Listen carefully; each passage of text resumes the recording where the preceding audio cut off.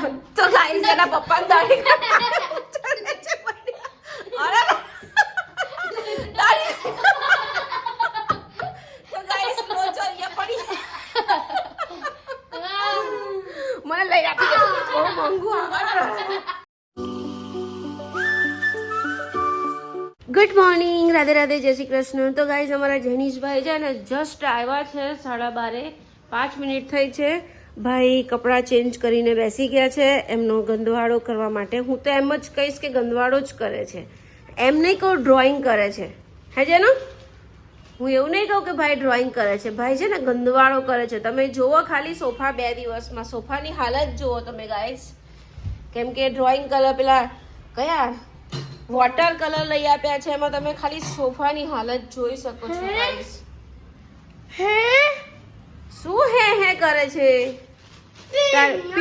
પીછી પેલી હા એ રહી પ્લેટફોર્મ પર મેં ધોઈને મૂકી તો બધું તમે ધોઈ લીધું મેં કશું ધોયું નથી બેટા આમાં તો પાણી કેમ મારું નથી તો પણ પાણી તો ના જ હોય ને પાણી થોડું એ ભરીને મૂકું ગંધાય નહીં પાણી બેટા નવું પાણી ભરી લેવાનું આ તો ભણો હા બધું અમે કરીએ આવીને તરત જ કકરાટ ચાલુ થઈ ગયો તારો એ કચરો છે ગાઈસ જો આ કચરાનો ડબ્બો બનાવ્યો છે અને આ બંનેમાં પાણી ભરી દઈશ એટલે અલગ અલગ કલર તો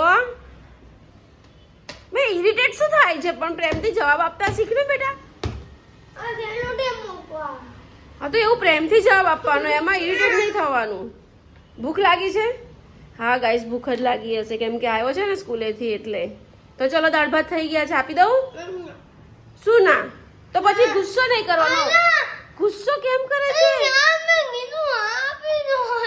પ્રેમથી કે મમ્મી આપો એમાં રડવાની શું જરૂર છે મને એમ કે રડવાની જરૂર છે એમાં તું કહીશ મમ્મી મને આપી દો તો તને પ્રેમથી આપી જ દઈશ ને મમ્મી મને પાણી ભરી દો એમાં રડી રડી યાય કરવાની શું જરૂર બહુ પાછો ખબર છે તમે ભણીને આવ્યા છો સ્કૂલેથી આવ્યા છો અમારી માટે ભણવા ગયા હતા હે અમારી માટે ભણવા ગયો હતો તું મારી માટે ભણવા ગયો હતો ગુસ્સો જો ગાઈસ ગુસ્સો જો એનો તું મને એમ કે મારી માટે ભણવા ગયો તો તારી માટે ગયો તો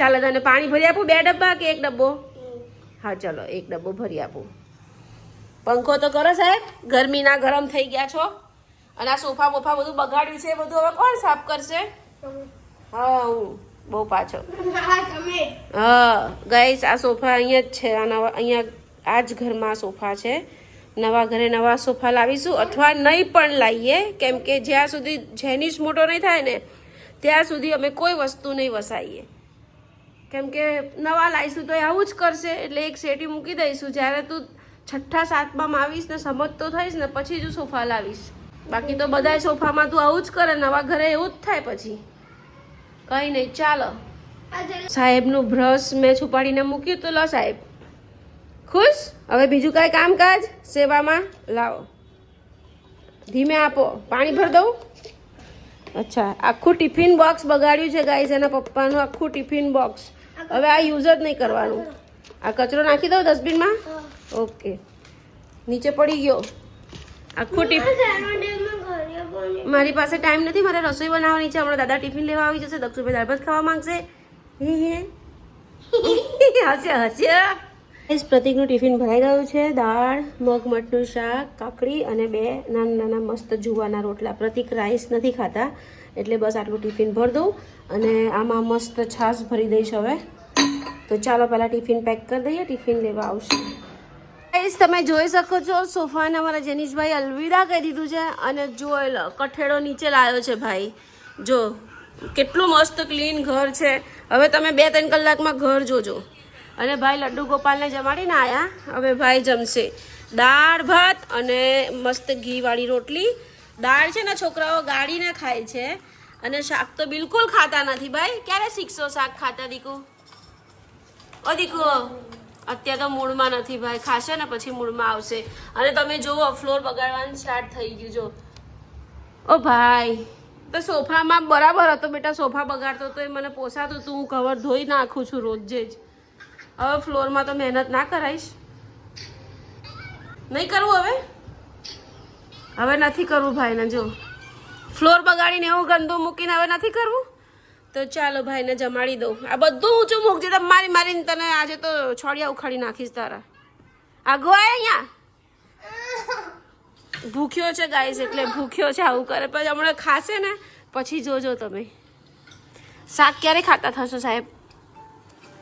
અત્યારે ભાઈને મૂડ નથી. છોડો, ચાલો ચાલો ગાઈસ, અત્યારે મૂડ નથી ભાઈને. ટ્યુશન જવાનું છે આજે, ટ્યુશન જવાનું છે. તો ગાઈસ અમારા જેનીશભાઈ છે ને જાતે નહીં ખાય, અમારા સાહેબને અમારે ખવડાવવું પડે. તો શું થઈ ગયું બેટા? એમાં શું થઈ ગયું? મમ્મા બ્લોગ બના, નાનો છે. માનો પ્રેમ કોણ આપે? માં આપે પ્રેમ. ચલો ગાઈસ, હું બતાવું છું ને એટલે ભાઈને ગમતું નથી. તો ગાઈસ અમારા દક્ષુભાઈ આવી ગયા છે. એકચ્યુઅલી એ છૂટે છે 12:30 છૂટે ને? તું દક્ષ 12:30 છૂટે છે ના 1:45 છૂટે. હું 12:30 છૂટે અને આવે જો 1:15. આ વેનમાં આવે ને એટલે. બાકી જે પેરેન્ટ્સ, હા પેરેન્ટ્સ લેવા જાય ને એ છોકરાઓ બધા 1:45 ઘરે પહોંચી જાય 1 વાગે. આઈ થિંક બેટા તું 1:45 છૂટે છે, 12:30 નહીં છૂટતો. 1:45 નો ટાઈમ છે તારો છૂટવાનો. હા નથી 12:30 નો. ચાલો જમી લો, ચાલો ચાલો. ખાલી ઇન્ટર ક્લાસ હતો ને, હા ચિલ્લાઈને જો તો ખરો, ચિલ્લાઈને કેવો અવાજ બેસી ગયો છે. ક્યાં જાય પડ્યા ગોદા મારવા? અહીંયા માય છોકરાઓ ખબર ને સ્કૂલેથી આવે ને તો એટલા થાકેલા લાગે ને યાર. ભાઈ જો ગાઈસ, હવે આના ફેસ ઉપર તમે સ્માઈલ જો. દાળ ભાત ને 2 રોટલી ગઈ પેટમાં એટલે ભાઈની સ્માઈલ જુઓ તમે. એકચ્યુઅલી ભૂખ્યો હતો. તો ગાઈસ મારો લંચ, રોટલો, દાળ. હું બી એકચ્યુઅલી દાળ ગાળીને જ ખાઉં છું, મને બી નથી ભાવતું નાખું બધું, પણ ખાઉં નહીં. મગમઠનું શાક, ડુંગળી. અને અમારા દક્ષુભાઈ જમવા બેસી ગયા છે. અને જેનુભાઈ જો પોળા થઈને બેઠા છે જમીને. ભાઈ આજે અપસેટ છે ભાઈ. કેમ ભાઈ, તમારી DCPR કમ્પ્લીટ થઈ ગઈ? DCPR 8 કે 9? આ DCPR કઈ છે જે રમાડવાના છે આપણે? 9. ઓ ભાઈ દક્ષ એક ઝાપટ મારી દઈશ યાર. આવું શું કરો જમવાના ટાઈમે? અને બહુ તાપ છે એટલે પડદા પાડી દીધા છે. તો અમારા ભાઈએ છે ને, અલા ભાઈ, ઓ ભાઈ આ બધું બગડશે. તારી વ્હાઈટ ટી-શર્ટ બગડશે અને આ લેંગી કાઢી નાખ, કાણાવાળી છે બરાબર? ના એવું ના ચાલે. તારી બી કાણા, બંનેની કાઢો, બંને કપડાં કાઢો, બીજા પહેરો. ના આવું ન પહેરી જવાય, સારું લાગ્યા. અને કેવી રીતે પડી ગયો તો ફાટી ગઈ. બધા નવા કપડાં સાયકલો પરથી પડી આવે, ફાડી નાખે. તો ધરાઈ ગયો પાડો ધરાણો. તો ચાલ ગાઈસ અમે જમી લઈએ. દક્ષુભાઈએ 1 રોટલીમાંથી બી આટલું બાકી રાખ્યું. અને જો એ લોકોનામાં ઘી છે ને એકદમ લથપથતું હોય, પણ હારા ખાતા જ નથી. શાક બી ના ખાય, કંઈ ના ખાય યાર. બેટા આટલી રોટલી પૂરી કર ને મારા દીકરા. તાકાતરે રોટલી ખાવ ને તો દાળ ભાતથી તો હમણાં પચી જાય. કાંઈ છે નહીં અંદર, ખાલી જાડો જ છું મારી જેમ, બાકી ભોપો છે. ચોક્કા છક્કા કેવા મારે છે કે? આટલી રોટલી પૂરી કર ચાલ મારા દીકરો, બહુ ડાયો. બેટા આટલી પૂરી કર. આ ઘીવાળી છે બેટા, ફેંકી ના દેવાય દીકા, ખાઈ લે. એટલા દાળ ભાતમાં હું પેટ ભરાય બેટા? છોકરા ખાતા નથી, બોલો શું કરવું? લે છાશ પી. હેડ ગાઈસ લડાઈ ચાલુ થઈ ગઈ. ગાઈસ જો મેં તમને કીધું તું ને કે દક્ષુ આવશે ને પછી બેડની હાલત તમને બતાવીશ. તમે જોઈ શકો છો બેડની હાલત જોઈ શકો છો. સવારે મેં કેવો ચકાચક કર્યો તો, અત્યારે જોવો. પછી હવે રાત સુધી આવો પડ્યો રહેશે ને એટલે એના પપ્પા મને આવીને બોલશે કે તું બેડ સાફ નહીં કરતી. આ ડેઈલીનું છે, ડેઈલી કાયમ આ રીતે સ્કૂલેથી આવે, જમે અને પછી બંને ભાઈઓ આવો કઠેડો કરી અને અહીંયા રમે. એસી બી 25 ઉપર ચાલુ છે. બોલો તમે જોઈ શકો છો આવીને આવી ધમાલ કરે. બોલો શું કરવું મારે? જા, મારે તો કઈ બોલવું જ નથી. હા શું કામ છે બોલ?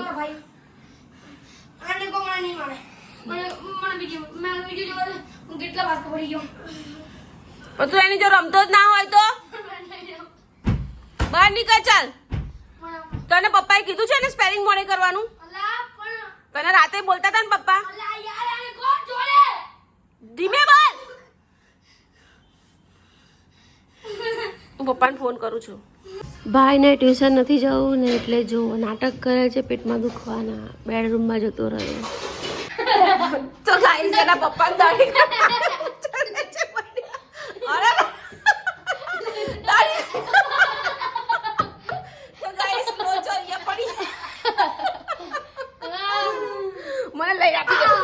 મોંઘું આનું પેલું જીલેટ દાઢી કરવાનું